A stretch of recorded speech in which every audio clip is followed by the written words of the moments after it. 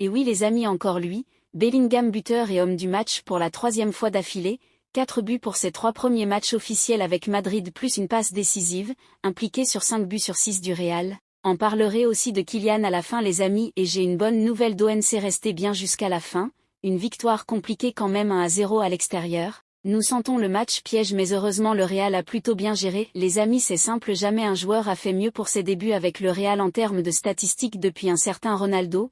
Même au-delà des stats, Bellingham est un leader sur le terrain. Un joueur qui vient défendre, qui se projette dans la surface avec un mental solide et technique, mais il est très doué. Physiquement c'est un sacré gabarit, que demander de plus les amis, clairement il est ultra complet. Malheureusement Vini s'est blessé mais apparemment il devrait pas être absent plus de 2 semaines ou 3, la compo les amis avec la première de Kepa, qui malheureusement était souvent dans des actions où il avait des contacts avec l'attaquant du Celta Larsen qui jouait très dur. Et Kepa je l'ai trouvé pas mal comme même, pour la défense, je pense très clairement que c'est la défense titulaire pour cette saison en l'absence de Militao.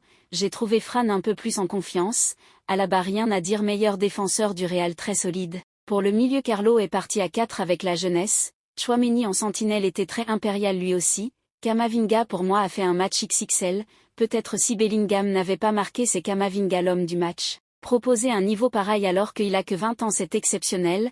Valverde je trouve un peu moins en confiance mais pas un mauvais match non plus. Bellingham 10 sur 10, c'est très clair pour tous je pense. Alors pour l'attaque, Vinicius qui était parti sur un bon début de match malheureusement sorti sur blessure, en espérant que rien de grave pour le chouchou madrilène.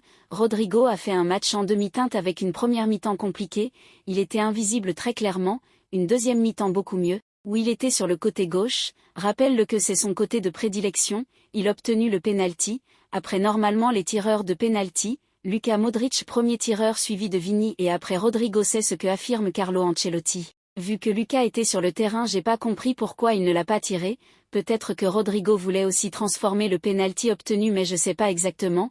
Là on voit l'accolade entre Jude et Joselu le buteur et son passeur décisif. Les amis, je vous avais dit qu'il y a une bonne nouvelle, Mbappé a refusé une nouvelle offre de prolongation avec le PSG, plus le temps passe plus je vois Mbappé proche d'un départ du PSG pour cette année vers le Real en l'espérer. Les amis, n'hésitez pas à vous abonner pour recevoir mes prochaines vidéos et ça fait aussi plaisir. Je vous dis à la prochaine et prenez soin de vous. Laissez-moi un commentaire, vous écrivez câlin, comme ça je comprendrai que vous avez vu toute la vidéo. Au revoir les amis.